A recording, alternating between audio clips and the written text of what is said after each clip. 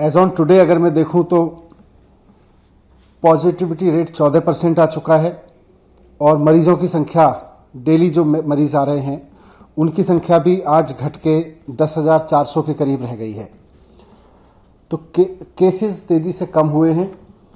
जितनी तेजी से केसेस बढ़े थे उतनी तेजी से दिल्ली में ऑक्सीजन की डिमांड भी बढ़ी थी, ऑक्सीजन की जरूरत भी बढ़ी थी। और अब जबकि केसेस तेजी से नीचे आए हैं तो अस्पतालों में बेड्स भी खाली हुए हैं और ऑक्सीजन की डिमांड में भी कमी आई है। जब ऑक्सीजन की बहुत ज़्यादा ज़रूरत थी तो हमने कैलकुलेशन करके देखा था कि उस समय के हिसाब से हमको 700 मीट्रिक टन ऑक्सीजन की ज़रूरत थी। Number of patients, number of cases in hospitals, bed occupancy, सबको कैलकुलेट करते हुए हमें 700 मीट्रिक टन की ज़रूरत थी।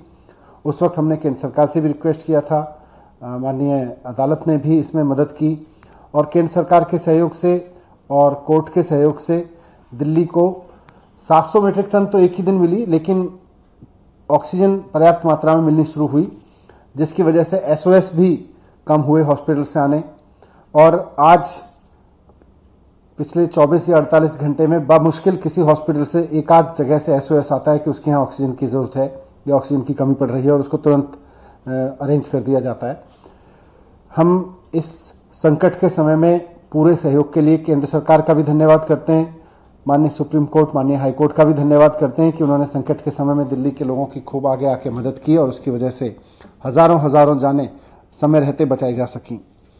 आज हमने फिर से सारी चीज़ों को कैलकुलेट किया है और हमने ये देखा है कि दिल्ली में बेड ऑक्यूपेंसी और मौजूदा केसेस को देखते हुए, मौजूदा एडमिटेड पेशेंट्स को देखते हुए दिल्ली में ऑक्सीजन की ज़रूरत अब 582 मीट्रिक टन रह गई है।